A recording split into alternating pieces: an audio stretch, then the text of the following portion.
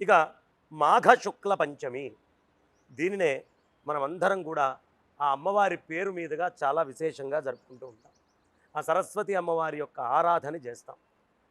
ఆ అమ్మవారి రూపాన్ని తలుచుకొని ఒక విగ్రహం పెట్టుకొని ఆనాడు చక్కగా షోడశోపచార పూజలతోటి ఆ అమ్మవారిని అర్చించుకొని మన దగ్గర ఉండే గ్రంథాలను తీసుకొని వెళ్ళి అక్కడ పెట్టి, ఈ గ్రంథాలలో ఉన్నటువంటి అమ్మా సరస్వతి నువ్వు నా కంఠమునందు ఆభరణంగా ఉండాలమ్మా అని కోరుకుంటూ ఆ తల్లిని మనం నమస్కారం చేసుకోవాలి.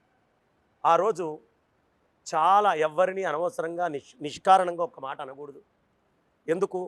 ఆ తల్లి అహింసా దేవత, అహింసకి పెట్టింది పేరు.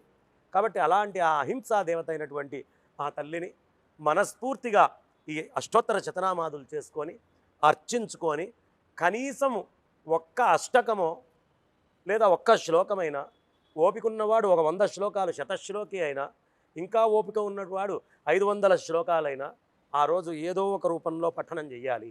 అంటే భగవద్గీత చదువు, లేదు విష్ణు సహస్రనామం చదువు, లేదు శివ అష్టోత్తర శతనామావళిని చదువు, లేదా సరస్వతి అష్టోత్తరం చదువు, కానీ ఏదో ఒకటి చదువు పూజ చేసుకొని అని ఇది ఒక ప్రతిజ్ఞ కింద తీసుకొని, అమ్మా నన్ను ఆవరించు, నన్ను ఆవహించు, నాలో ఉండి నాలో ఉన్న అజ్ఞానం అనే చీకటిని మొత్తాన్ని తీసేసేయి తల్లి అని మాఘశుద్ధ పంచమి నాడు ఎవడు అనుష్ఠానం చేస్తాడో ఆ అమ్మకి, ఆ అమ్మ వాణ్ణి వాణ్ణల్లా అనుగ్రహించి వాడిలో ఉండే అవిద్యని అజ్ఞానాన్ని దూరం చేస్తుంది.